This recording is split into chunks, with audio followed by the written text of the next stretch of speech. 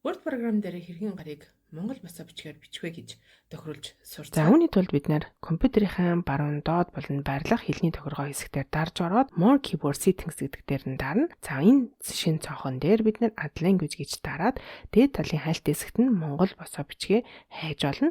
За ингээд сонгосныхаа дараа Next гэж дарна, Install гэж дараад суулгана. За энэ цонхоо X-лж хаагаад гараа иргэн хэлний тохиргоо хэсгээр нь дарж ороод бид нэр Монгол босоо гэдгийг сонгоод Word програм дээр бичихэд бид нэр босоо бичвэрээр бичнэ.